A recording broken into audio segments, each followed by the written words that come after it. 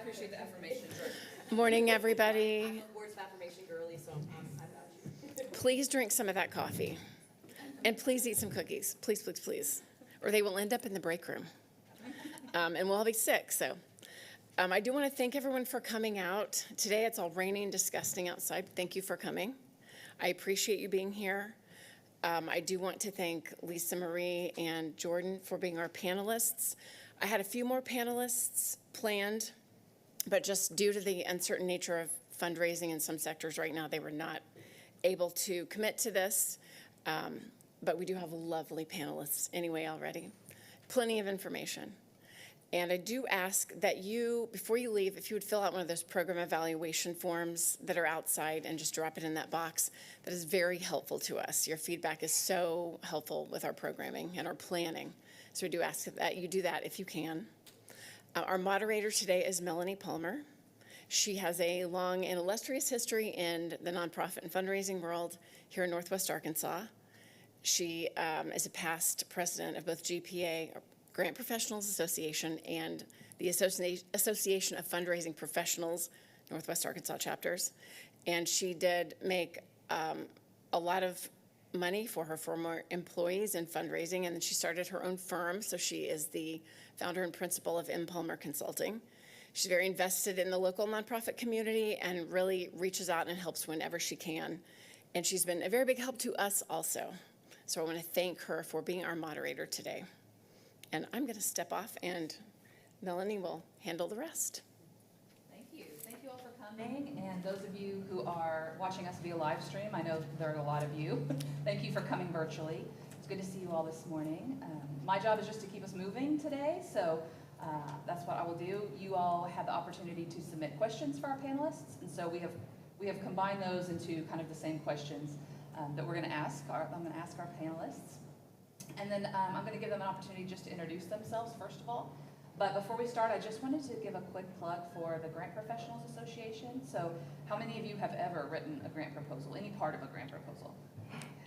Okay. How many of you have ever managed a program or a budget that was grant related? Yes. Okay. So you're all grant professionals then, right? Everybody that raised their hand, you're a grant professional. And so GPA is a group of grant professionals. We get together usually just informally to talk about what's going on in the grant field. This year has been wackadoodle for grants. You all know I've been a grant professional for 18 years now, and this is the craziest year ever for grants. And so we would love to see you. Just come. You don't have to join. There's no fee or anything. If you're just interested in hanging out with us and networking with other grant pros, just come see me after the program today, and I'll get your information and send you some info. You can also find out more about our chapter at gpaarkansas.org. So I encourage you to check us out. We do professional development and networking and a lot of cool stuff. So that's my quick plug for GPA. I'm very excited to have Jordan and Lisa Marie with us today. And the first thing I'm going to do is just have them introduce themselves and tell us what they want us to know about their respective organizations. And so, Jordan, do you want to start? Absolutely. Good morning, everyone. Thank you for being here. My name is Jordan Gershon. I have been with Tyson Foods for almost 7 years now. I've been doing grant making for about 3. And essentially, I think this is just a great opportunity, not only for you all to hear from me, but I also want to hear from you.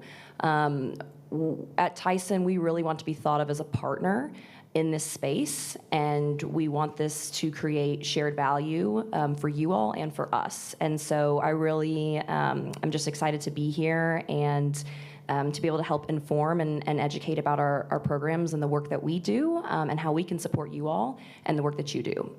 We could not do this without you all. I know you all are, you need funding to survive and to make an impact in communities. But ultimately, you all are also providing a service that we are not able to provide.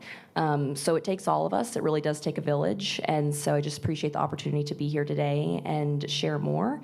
I can give a really high level on some of our philanthropy at Tyson. We have a couple different programs. We do product donations.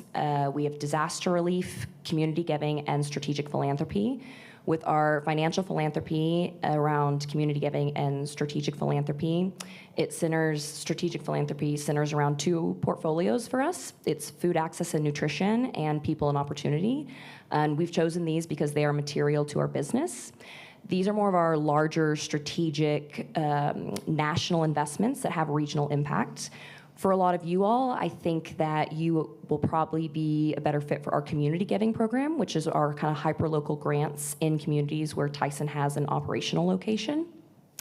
I'll talk more later about that process on how to get a grant and what we look for in that process. But we also donate excess product to Feeding America member food banks, so we have quite a large donation network that we use. And then additionally, disaster relief. So during times of disaster, Tyson will partner with Walmart, and we will go out and we will cook hot meals in communities. We give away ice, we give away water, and so that's just kind of holistically describes our giving programs. So with that, I will turn it over to my new friend, Lisa Marie. Hi, everyone.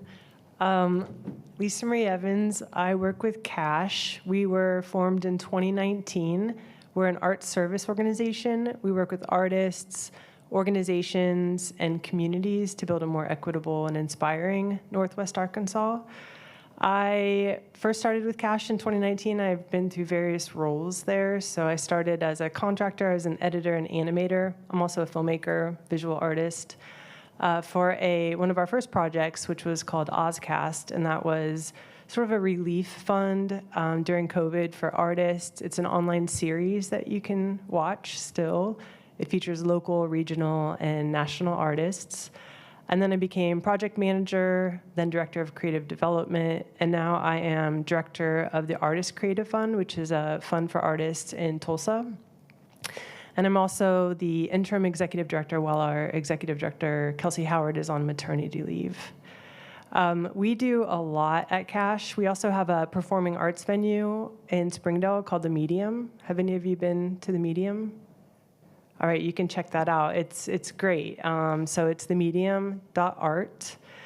And there's various spaces. We have a large theater, a black box, rooms for rent, very affordable prices. It's a lot going on there too, so it's a great way to visit and connect with community. We offer professional development for artists and organizations, and we have these events called social hours. Has anyone been to a social hour with CASH? Oh, so much opportunity here. So social hours are great. They're built around different themes, and it's really a way to get artists and nonprofits to convene and to connect. So those are some opportunities there. And we run some grants programs and various community efforts. So you can check out our website too at cashcreate.org. Awesome, thank you. I think the first question, maybe a good place to start, is assuming that our applicants, attendees, fit your giving priorities. How do they go about getting their first grant? How do they build a relationship? Like, what's the first thing to do? What a great question. So for you all who would be a good fit for our community giving, so our community giving program was created with this in mind to really reemphasize and establish relationships in our local communities. Transparently, my team is me, an intern, and my boss, doing philanthropy for the whole company. So with Tyson being a global company, but us doing philanthropy domestically here, we really have to be mindful of how we are spending our time. And so because of that, and because I don't want to be making decisions in communities that I'm not familiar with and aware of, since we are spread out around the country, the biggest way to get a grant from Tyson is to connect with a local facility. Someone in HR, a chaplain. We have a very large chaplaincy program. We have community liaisons, plant management. Now, if you are having a hard time connecting with someone at the plant, we're happy to make those connections for you. But essentially, we want the plants and the local communities to be involved in this process. We want them to be part of the decision making, and you will need their buy-in in order to qualify for getting a grant from Tyson. So we do that just honestly because it's more equitable.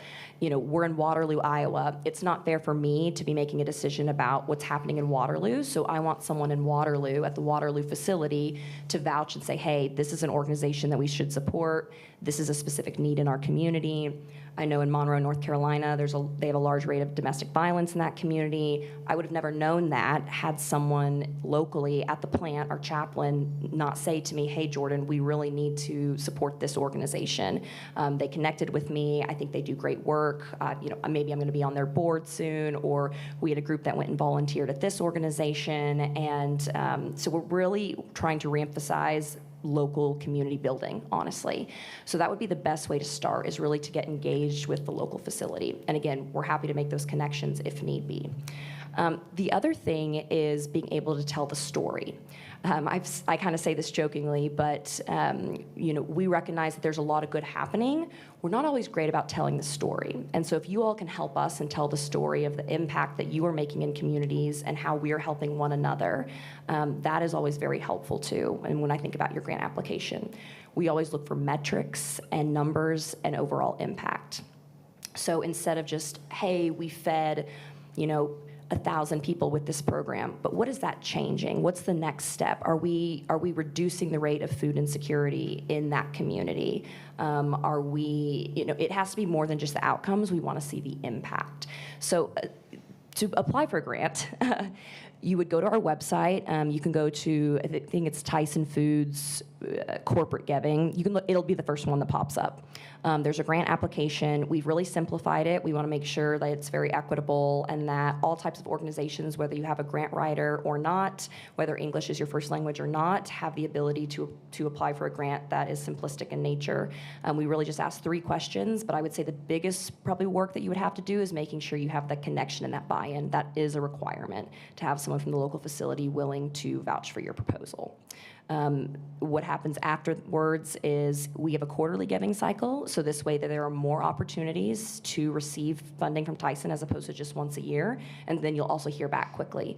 If we're not able to give for any reason for that quarter, you are then welcome to reapply again for the next quarter. We then take it to a committee and review the grants each quarter. We score them, and then we will let you know at the end of the quarter. So it's a pretty quick turnaround that you will know probably within 3 months. If you don't hear back from us, that means that your grant application is still in the queue and being considered for the following quarter. But we really don't like applications to live in the queue longer than 3 to 6 months. We just want to make sure we're not wasting anyone's time, you're not waiting on us, and that you have the information back to you as soon as possible. So essentially, that is the process for our community giving, and always happy to answer questions later on. But I'll turn over to Lisa Marie. Yeah. So along with what Jordan said too, is connecting with the organizations. I always suggest that. If you have questions, reach out and ask if they have someone there for support. I think it's good to get on people's radar in a good way, balancing that too.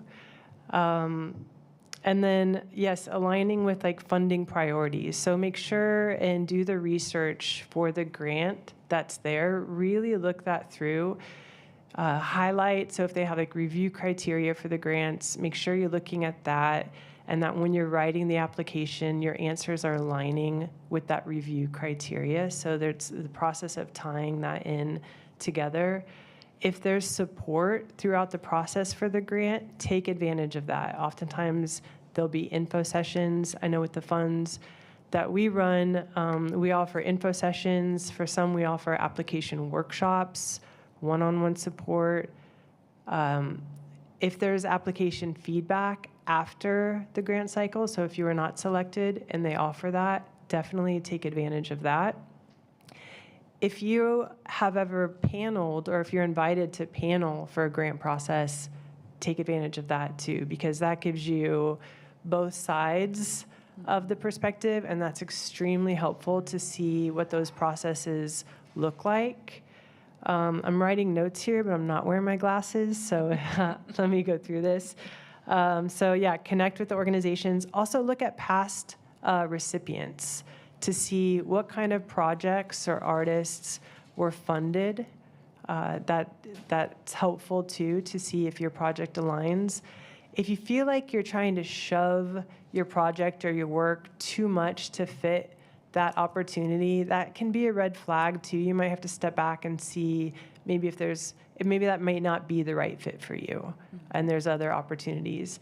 And then when you create that application, and you can get feedback on that application, you can use that application. Like, it takes a lot of work. It's a big investment.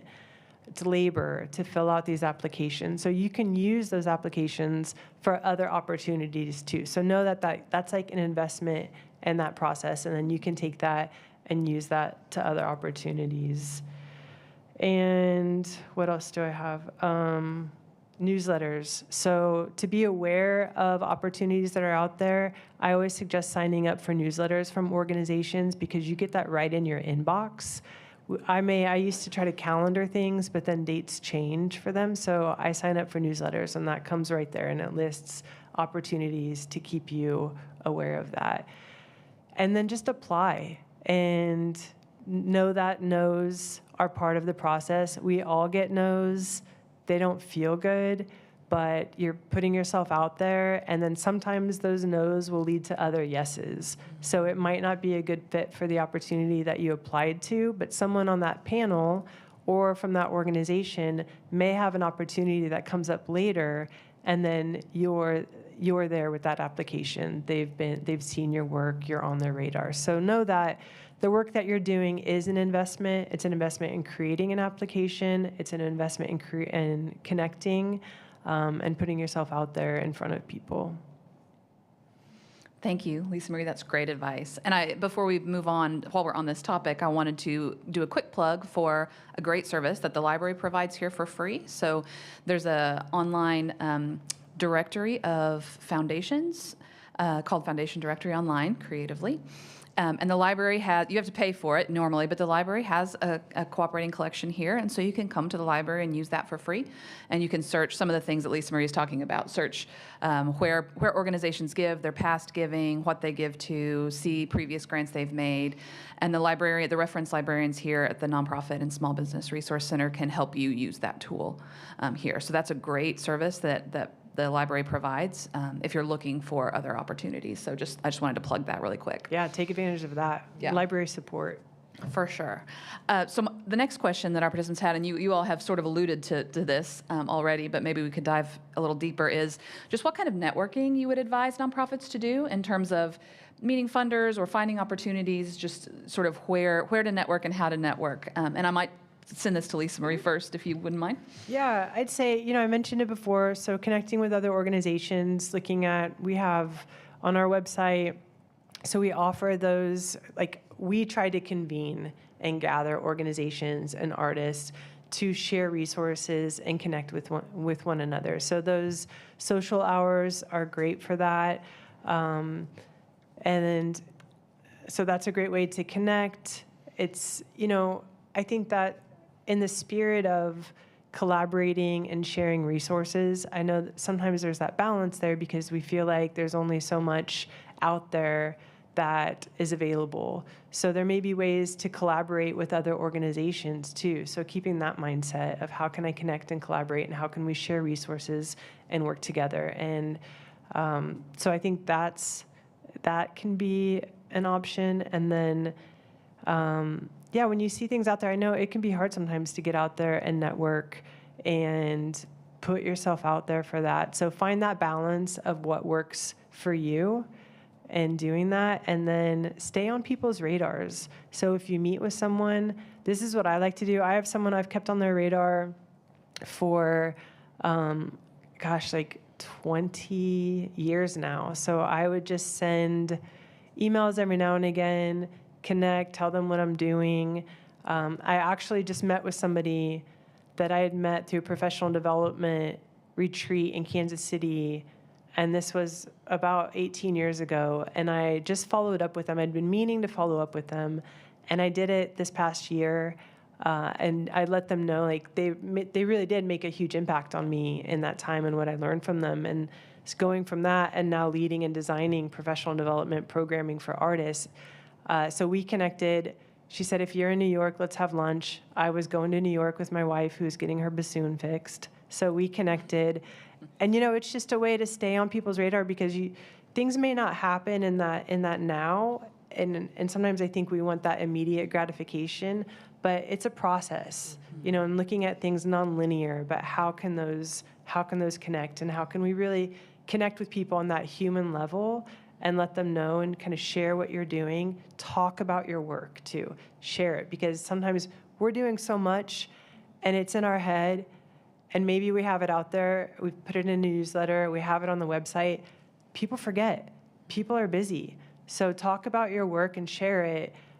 It can trigger things. You never know. So I think that really putting yourself out there and sharing that work, and then knowing that things may not come immediately, but just you can build those connections over time too. Thank you. Yeah, I think that was great. That's great feedback. I agree with connecting with other grantees. I think that is a great way to understand, what was your process? Did they give you any feedback? We also offer feedback, and we'll, if you're really close, we'll send back requests for revisions. And usually it's just slight revisions at that, but we also offer the opportunity for you to keep reapplying and figuring out together, what can we do to get you to a yes? So it might be no now, like Lisa Marie said, but how can we get to yes? So no, I agree with everything that she said, and I think talking about the work that you're doing is great. I know for us, it's really the connection and the buy-in you can get from a local facility that will provide a lot of weight. So that way we're leaning on those folks who are most knowledgeable about their community, because they're the ones who are in it, who can let us know, this is an organization doing good work and specifically supporting, a unique niche need in our area. So I would say, the other thing would be ensuring you've read the program guidelines thoroughly. Absolutely. We sometimes will get questions, and which we're happy to answer, but a lot of times, most of the information is already on our website. And so I think the more that you can even leverage our verbiage, or making sure that you are aligning with the priorities that we have, that is always helpful, and that will really set you apart. Yeah, and I'll say too, connecting with other grantees and organizations, showing up for each other's events too. It's really important. And I know we're all busy and we're trying to keep up with our own events, but showing up for each other is important too. It's a way to connect and support one another and really build each other up. If I see a grantee that is willing and has all these partners and is willing to work with partners, and they're amplifying the partners that they work with, to me, that is a green flag. That is something that I look for, because I know the funding is competitive in nature, but the work itself is not competitive. I mean, right, we're all wanting to support one another and impact the communities. Yeah, be open to collaborating Yes. and partnering with each other, because it's sharing those resources too. Mm-hmm. Yeah, usually, if you're really good at one thing, but you need help in something else, there's probably an organization already doing that. So looking at that collaboration, I would fund an organization that's much more willing to collaborate and has all these networking and connections already built within the community, and they really talk about that, and they're sharing that, and they're sharing resources, because again, it's going to take all of us. Mm-hmm. Thank you. Thank you so much. We had some participants that wanted your perspective on rural communities. So what needs, in the course of your business, what needs are you seeing in rural communities? Yes. So for Tyson, I would say most of our plant facilities are located in rural communities. Usually we might be the largest employer in that community. And honestly, one of our objectives and pillars, especially within our food access and nutrition portfolio, is supporting rural communities. I think the biggest need in rural communities that's lacking right now, it's infrastructure. So much of things also comes down to logistics. With our food access and nutrition work, what we're finding is, it's transportation. People can't get to a food pantry, or they can't get to services that they need, or it's lack of information. They're just not aware of the resources that are out there. So some of the things that we've done is we've strategically invested in things like refrigerated trucks, freezers, other capacity building type of initiatives. We actually have a really cool partnership right now with DoorDash, where DoorDash is paying Dashers to take food from like a local hub, whether it's a food bank or a food pantry, and then distribute it in rural communities where there's the transportation barriers, people are elderly, maybe disabled, and they can't actually get to the food pantry itself. Someone will bring it to them. So I always think it's always the infrastructure and the logistics. For us, we understand there's plenty of food to go around, but it's about that last mile of actually getting it to the people who really need it.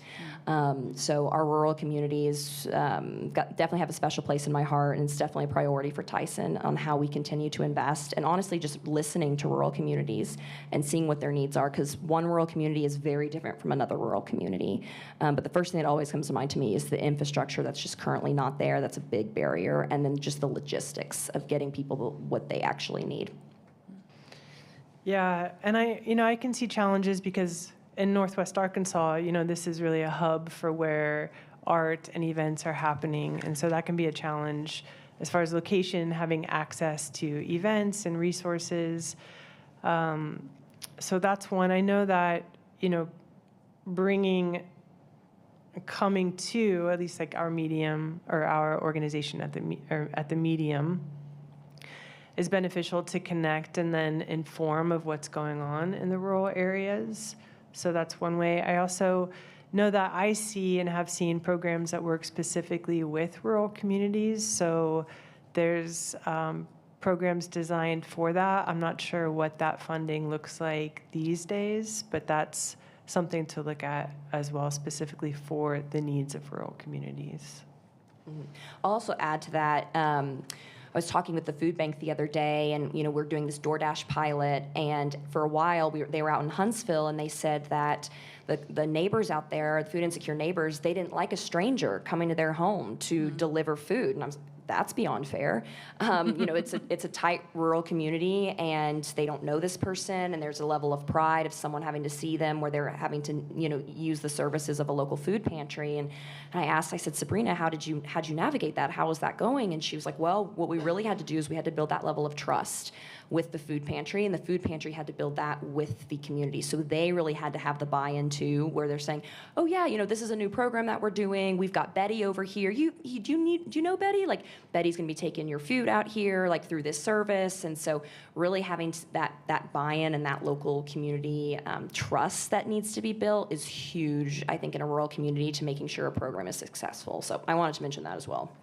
Yeah, and then looking at like foundations that are working with rural communities and seeing what that work looks like and how you might have an opportunity to do some of that work. I think that's important as well. Again, aligning with looking at what funders and foundations are doing and where their work's at.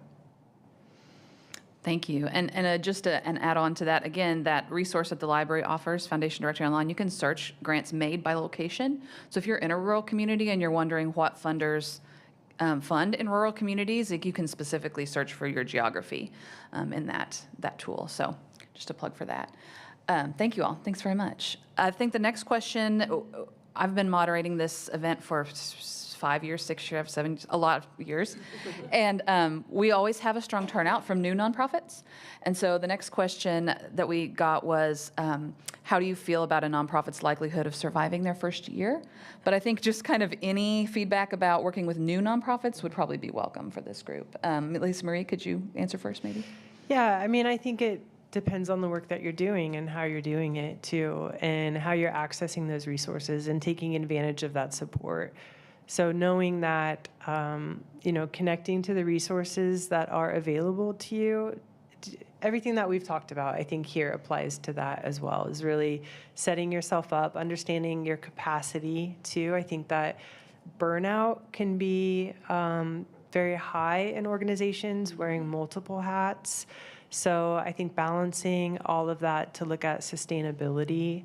And then, so I think that balancing that capacity along with the sustainability and thinking about that. And then, connecting to resources. So I think those are solid plans to have in place. And then not being afraid to apply for things. I think that you won't know if you don't try. So you're not going to get it if you don't apply for it. So taking advantage of the resources, setting yourself up for success too. Yeah, I'd say the other thing is really just knowing who you are as an organization and what you're bringing to the table. I think sometimes, which is understandable, nonprofits try to take on the world. And I love my nonprofit people. I do. You guys are my people.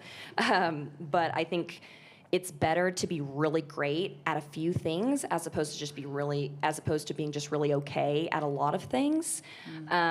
So I would say like really recognizing who you are and being very firm in what you do and what services you provide and what your programming looks like.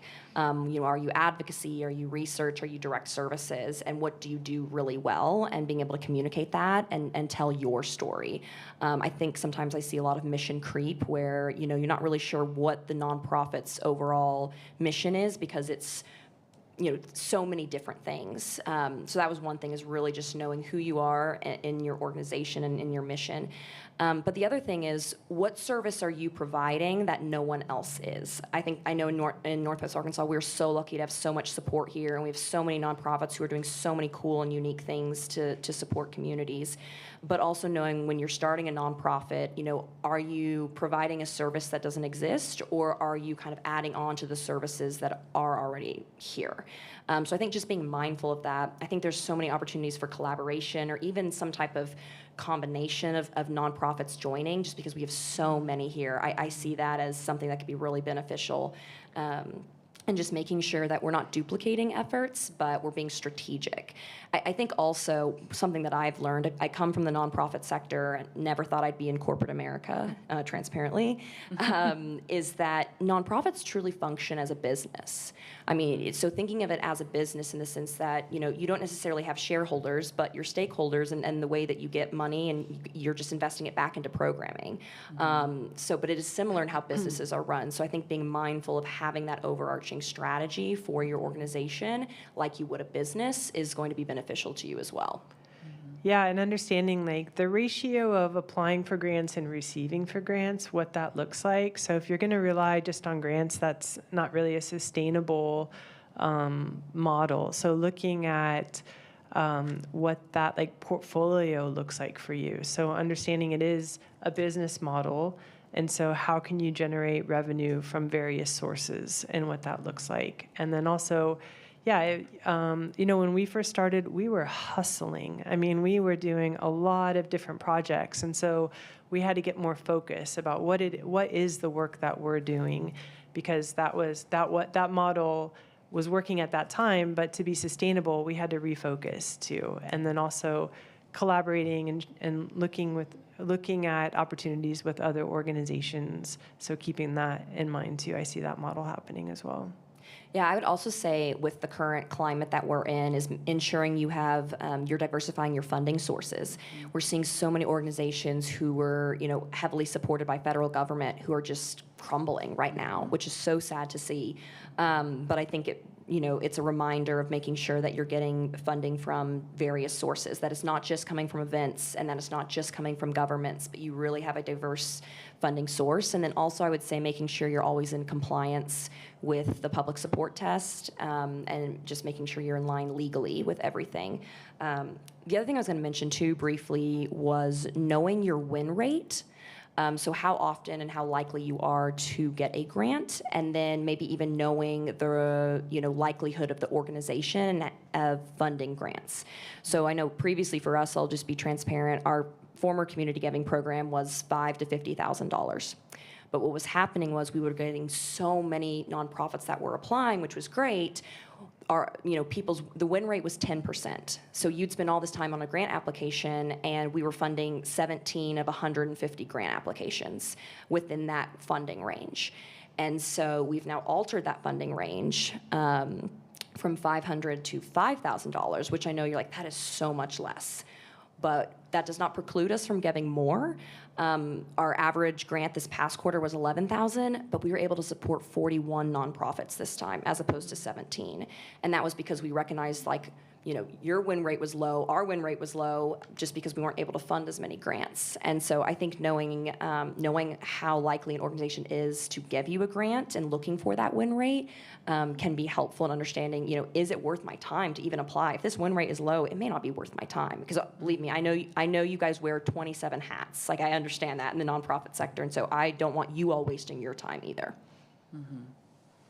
Great advice, thank you. Switching gears just a little bit, a hot button topic in grants right now. What role do you see AI playing in grant writing and evaluation? Lisa Marie, do you want to start? Yeah, so I will say that AI can be a tool, absolutely. I recently applied for a grant myself, and I used ChatGPT, and it was really helpful. And, you know, I think that applying for grants is also a special skill. So as an artist, what I see oftentimes is there's, you know, sometimes it's hard to communicate and write that grant.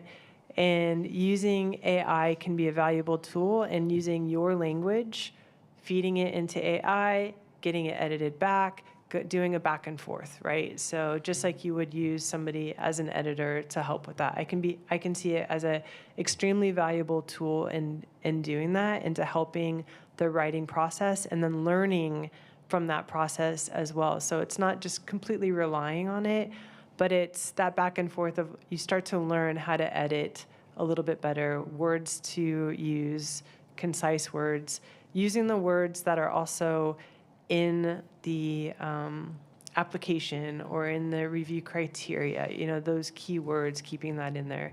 Remove the dashes, because that's a key, you know, that's a tell too of copying. There's a lot of the hyphens in AI.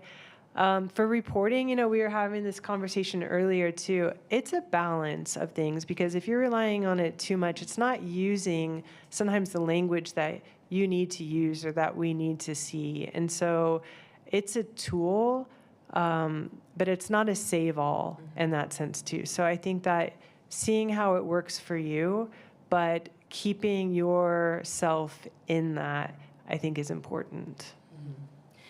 Yeah, I would say we still want to hear your voice. We want to hear the voice of the nonprofit, and to be able to tell that story. And yeah, like Lisa Marie said, it can definitely be a tool.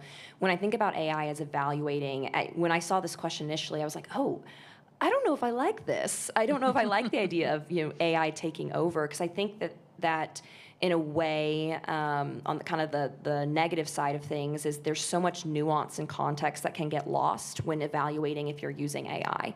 You know, there's so much understanding of, oh, well, this plant community could need this because of X, Y, Z, and we know that, you know, our local contact there mentioned this. I mean, there's so much that can be lost in the shuffle when you're just solely relying on AI. And so I'm sure as automation and AI continue to be a priority, and I know they are, for Tyson for sure, streamlining processes, making things more efficient. We'll just have to be mindful of making sure that it is done in a way that is still equitable, that still centers the organization, that still has like a people-first approach, and understanding that there is nuance and context. It's not black and white. Evaluating is not black and white. Writing a grant's not black and white. And so I also just get concerned, honestly, frankly, being in sustainability with the environmental impact of embedding AI into everything. I know it takes a lot of water to cool those machines, so that might be the Gen Z in me, but yeah, I think it can be a tool, but I think it's something that, especially with evaluation, just have to be mindful of, that it's not, whatever it's going to spit out is not just something that we can just go on with. There's so much more to it. And it makes mistakes. Yeah. Like humans, it makes mistakes. And so, yeah, using it as a tool, but not to do the actual work, at least, you know, with, I guess, some are using it and implementing it to do the actual work for what that is, but knowing that it does make mistakes and it summarizes information differently, and that may look different from the information that you need. So, yeah, as a tool and a resource. All right, thank you. That does my heart good as a grant professional to hear you say that. Yeah. And also, I mean, I just want to say there's a lot of talk in our field right now about AI, but what we've always said as grant professionals is you want your application to stand out. Yeah. Like, that's what you want. And so using a tool that is going to make it sound exactly like every other proposal is not really accomplishing that. Although, to be transparent, I love AI for like character counts. Like, oh, this is 200 characters too much. Reduce this by 200 characters. I love it for that. So Yeah, yeah. yeah, it's great for like Yeah. those kinds of things. On the technical side of things, for sure, Yeah. in that way, or hey, what are is this within the guidelines that was put on the website? Things like that. Is this grammar, that sort of thing? I totally support that. I understand that. Yeah. Thank you all for the advice. So our final question is, and this is kind of a more general question, there are some funders who don't accept unsolicited proposals, meaning you can't just apply to them without an invitation. And so what advice do you two have for building relationships with those funders, assuming that what we do aligns with what they're interested in? How do you go about building relationships that way? Another good question. Again, I think you have to understand what the priority is of the organization. If we take a call, my boss and I, we like to say, are they going to pitch us first before they even hear what are the types of organizations or what are the types of initiatives we'd like to fund? We kind of like to see, are they willing to say, hey, what are your priorities? What are things that you all would like that you all are interested in funding? And I know if it's unsolicited, this makes things harder, but I think really making sure you're aligning with the organization, and especially for us as a business, I think the way we structure our program, we've got shared value, and so meaning that our program is good for communities and people, but it's also good for the business. So how can you help us as a service to say, this is good for the business or the community because of X, Y, Z? I think that always helps us tell the story, because ultimately, we have limited budget and we have to continue to convince and justify our leadership why these types of programs to fund other organizations are worth it and a business benefit. It's more than just a tax break or, good morale or PR. It's much more of that for us. I mean, we understand that it's a retention angle, it's a cost savings initiative. And so helping us to tell that story, I think, just really making sure you're aligning with the priorities and you're asking that first and then seeing where those synergies are. But again, I think it's the networking, it's the understanding the past grants that an organization has funded. So I'll stop there. I'll see if Lisa Marie has anything to add. Yeah, no, that's a good stopping point, because I would say networking, definitely aligning with the funding priorities for sure. You can see if you have any connection points too, or if you know any of the previous recipients, to connect with them and learn about their experience with it as well.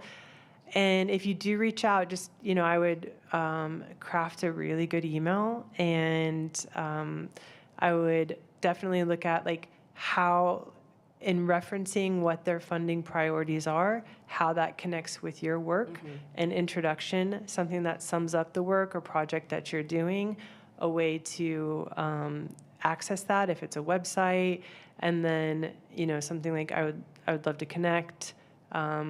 If you're interested in more, right? So knowing that people are busy and they may be getting a lot of those types of emails and they may not respond. So, but you can do that and put yourself out there, because you never know what happens. Or maybe they will have an opportunity that they can connect you to or share those resources, depending on their time, their schedule, the way that they work too. So I think if doing that, just be mindful of how you're doing that. 10-paragraph emails are probably not the best way to do that. So brevity is always good, and giving them those connection points. So my name is this. I see this is the work that you're doing. This is what we're doing. I'd love to share more if you have time or would like to connect. And then you can do a follow-up too. I'd say there's always that balance of reaching out and following up and putting yourself out there, versus sometimes being a burden, really. So that can be a line of how that works. It's a balance for sure. And I appreciate too organizations, if I say no and they're like, how can we do better? How can we get to that yes? I mean, I'm willing to give the feedback. And again, yes, I would say, bear with us, and we're getting a lot of emails every day and throughout the day. And like I mentioned earlier, my team is quite small. So, we have limited bandwidth as it is, which is why we are always recommending you really connect with those local folks who are in the plants And if we have their buy-in, then that really raises you in the priorities. And then also, I'd say, outcome versus impact. We're feeding XYZ people, but what's the actual impact of that? So taking it one step further and having those metrics, because that also helps us tell the story. But then we can go back to our leadership and quantify and say, hey, with this grant, we were able to feed this many people, and this was the impact of that. And as business folks, this is what they like their numbers, right? And so something else to keep in mind for sure. Yeah, and I'd say knowing what your ask is and knowing how they could support you. I think that's a big one in general. So there used to be these events, I don't know if they're here, called 1 Million Cups. In Bentonville, I believe. In Bentonville, okay. They had it in Kansas City. And at the end, they would ask, how can the community support you? So knowing, if somebody asks you that, what's your answer? What do you have? What are the things in your pocket of how community can support you, and what is that? So I'd say knowing, what that ask would be. I have people that reach out, organizations that reach out, and they talk about their work, and they want to set up a time to meet. And if we meet, sometimes I still don't know, like, why are we meeting? What's your ask? How do you want to connect? Where do we fit in? And so that's convoluted. And that's hard on both ends because, I may want to help and I may not be able to give money or we may not have that, but how can I connect you? So I don't know what the ask is. And that can be, just a little convoluting. So knowing that and being able to be direct with that too. Yeah, and I would say even with the application too, making sure you're answering the question that is being asked. I think sometimes it's, people describe their organization in general, which is good to get a good overview, but I'm more interested in the proposal itself. And sometimes it's the proposal is just a reiteration of, what the organization does. And like Lisa Marie said, what is the actual, I'm always like, what are we asking? What are we being asked here?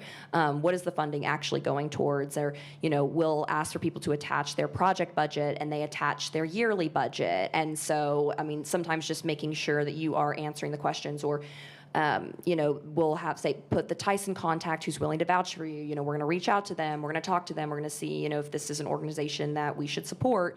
And they'll put their own information. And so I think really just making sure you're being mindful within the application because having to go back and ask for like those types of revisions, I feel like the priority, you fall lower on the list, honestly. Yeah, definitely answer the questions because making it easy for funders to fund you, giving them the information that they need because it takes time to go back and reach out and do that. And then, yes, being specific on what you're doing.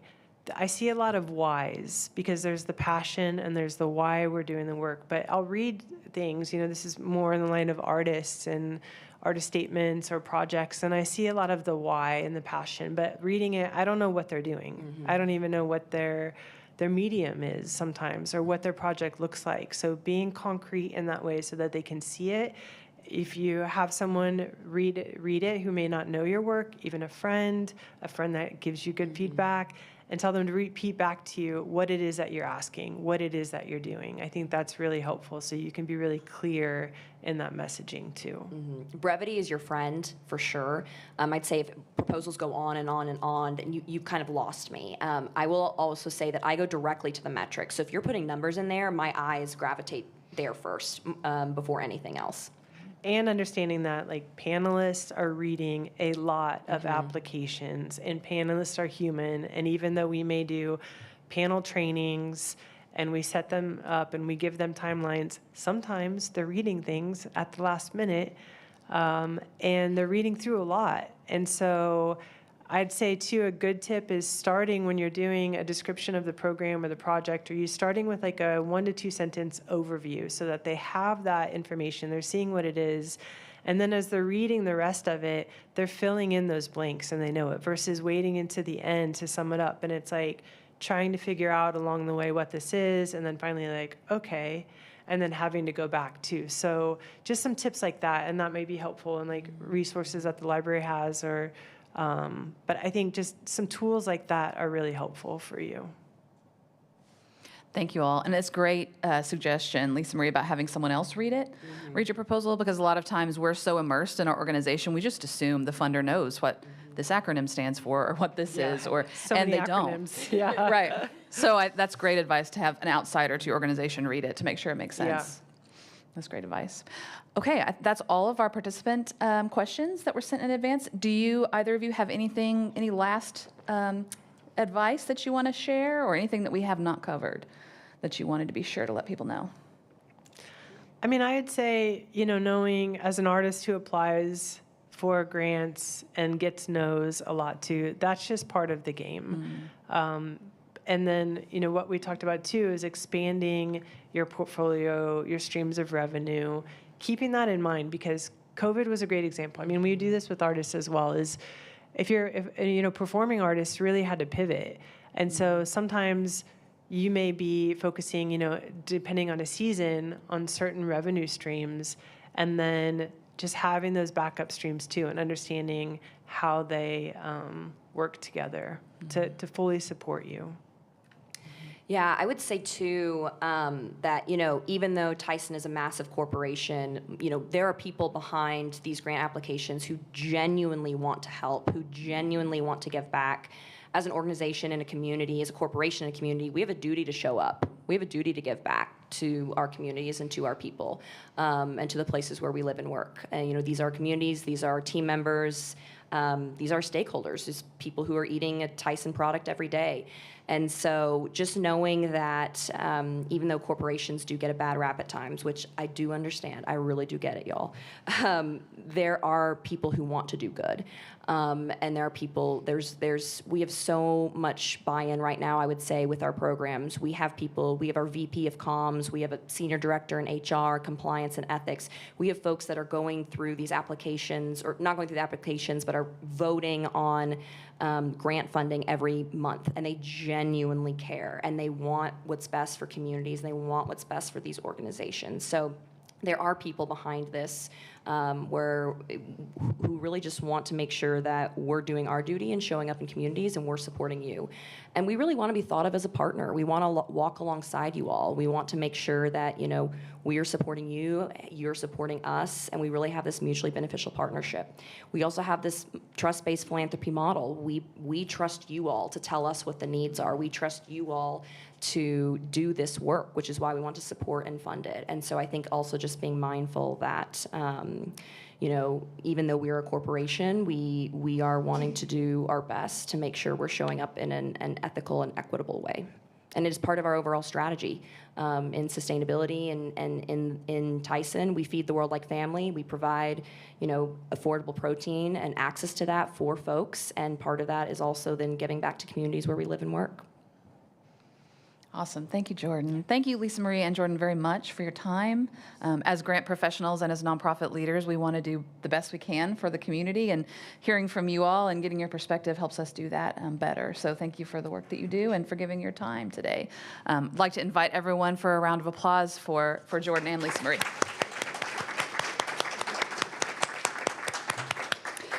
Just a reminder, please, on your way out, fill out those program evaluations that Kelly asked you to fill out. Also, just a reminder, check out Grant Professionals Association, gpaarkansas.org. If you want to hang out with us, come see me after the program, and I'll send you information. And thank you all for being here. Thank you for those of you who are watching the live stream. It's a pleasure to spend some time with you, and thanks for the good work that you do. So we hope you all have a great day. Thank you all.